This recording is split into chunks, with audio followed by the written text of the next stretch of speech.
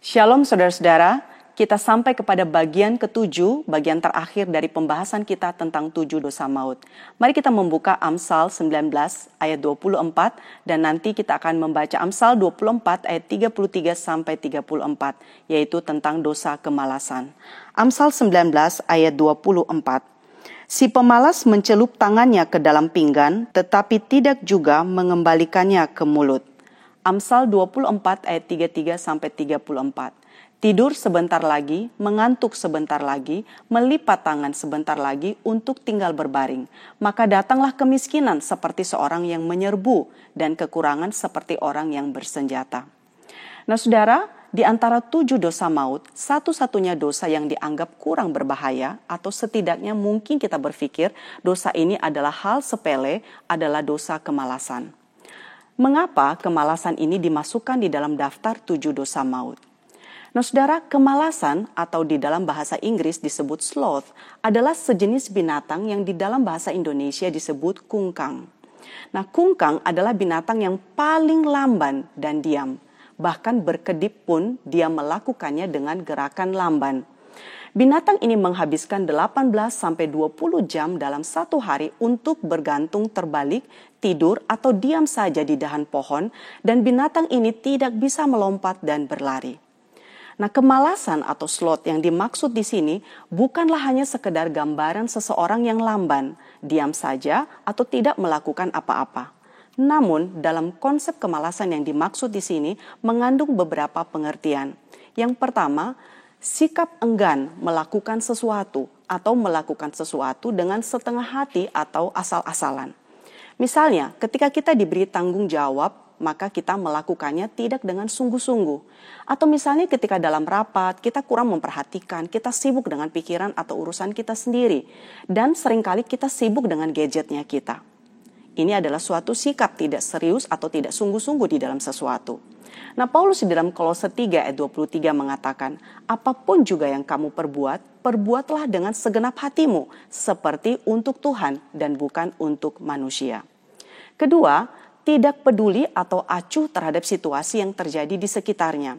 Misalnya, ketika melihat hal yang tidak beres, membiarkan hal itu terjadi. Atau ketika melihat orang yang membutuhkan pertolongan, bersikap acuh dan tidak bersedia memberi pertolongan. Nah, sikap ini mematikan kepekaan rohani, bahkan bisa membuat nurani menjadi tumpul. Kata Yunani yang dipakai untuk kemalasan di sini adalah akedia, artinya no care atau no passion. Suatu sikap yang dingin, impersonal, atau tidak ada ikatan batin dengan orang-orang atau hal-hal yang terjadi di sekitarnya. Dan bukankah kita sering melihat hal seperti ini di dalam dunia sekarang ini? Apalagi hidup di kota besar di mana sikap individualis sangat tinggi dan kita terbiasa untuk tidak peduli terhadap hal-hal yang terjadi di sekitar kita. Yang ketiga, boredom atau kebosanan, yaitu tidak memiliki gairah atau passion dalam melakukan apapun. Tidak memiliki energi untuk hidup, tidak bisa melihat hal yang baik yang patut dinikmati dan dirayakan di dalam hidup kita. Nah saudara, dari penjelasan di atas kita melihat bahwa kemalasan lebih kepada dosa bukan melakukan, tetapi dosa tidak melakukan. Nah kita tidak melakukan apa yang menjadi kehendak Allah dan mengabaikan hakikat manusia sebagai makhluk komunal atau sosial. Nah selain itu, sikap acuh adalah gambaran tidak adanya passion atau gairah sebagai ciptaan Allah yang ditempatkan untuk melakukan kehendak Allah di dalam dunia ini. Kemalasan ini mengakibatkan manusia gagal dalam mengembangkan talenta yang telah diberikan oleh Allah.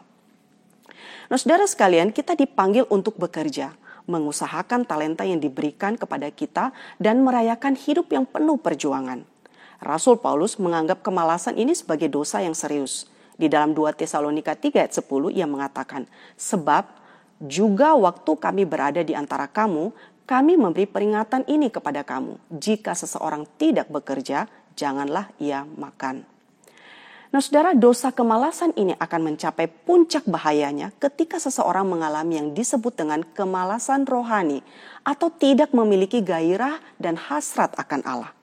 Tidak memiliki kerinduan atau keinginan untuk mengenal siapa Allah. Lebih bahayanya lagi jikalau seseorang sibuk melayani namun tidak memiliki hasrat untuk mengenal pribadi Allah dalam pelayanan yang dilakukannya. Nah, bagaimanakah mengatasi dosa kemalasan ini? Ada beberapa hal yang kita bisa pikirkan. Yang pertama adalah persekutuan atau relasi yang intim dengan Tuhan. Nah, hubungan kita dengan Tuhan merupakan sumber kekuatan bagi kita untuk menghadapi kemalasan. Yohanes 15 ayat yang kelima mengatakan, "Akulah pokok anggur dan kamulah ranting-rantingnya. Barang siapa tinggal di dalam aku dan aku di dalam dia, ia berbuah banyak, sebab di luar aku kamu tidak dapat berbuat apa-apa."